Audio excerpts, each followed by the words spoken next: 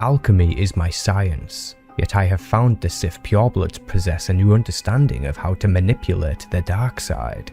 I sought the secrets of spellcasting in my pilfered holocron, but its guardian was jealous. Casting my net wider, I recovered scrolls submerged in the blood slurry of the mongrel altar. They were concealed behind a mural of King Adas at the Eternal Pyre, interred alongside the headless body of Wyrmruk the Undying. Reading one of those great scrolls invariably unleashed a curse. I have found that the longer I must fight off horror, blindness, or liquefaction, the more valuable is the information the scroll contains. It is not sufficient to simply use force powers, as the Jedi teach. Ritual gives spellcasting added power.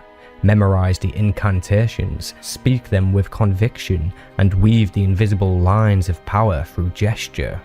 Through this, I have changed the world in ways my teachers never imagined. Sutta Chwitsuskak, or Bolt of Hatred.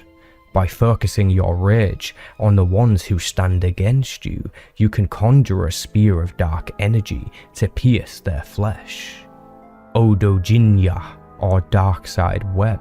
With quick and precise finger slashes, you can spin a tracery of force tendrils to block a sword or bind a foe.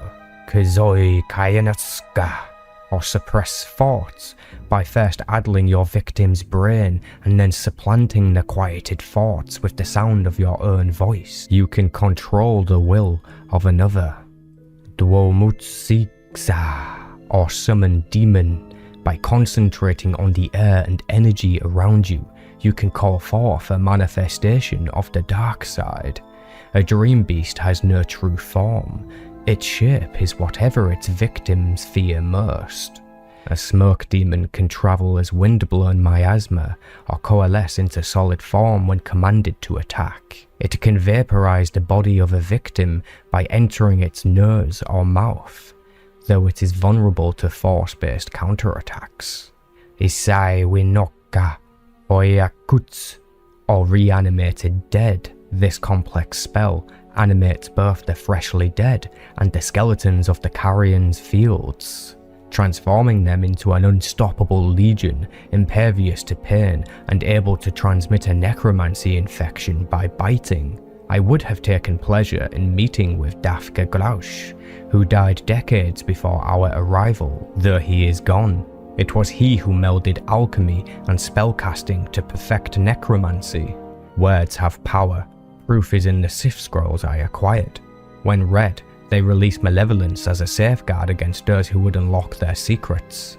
Better to leave hundreds blinded with a binding curse than surrender power to a single fool.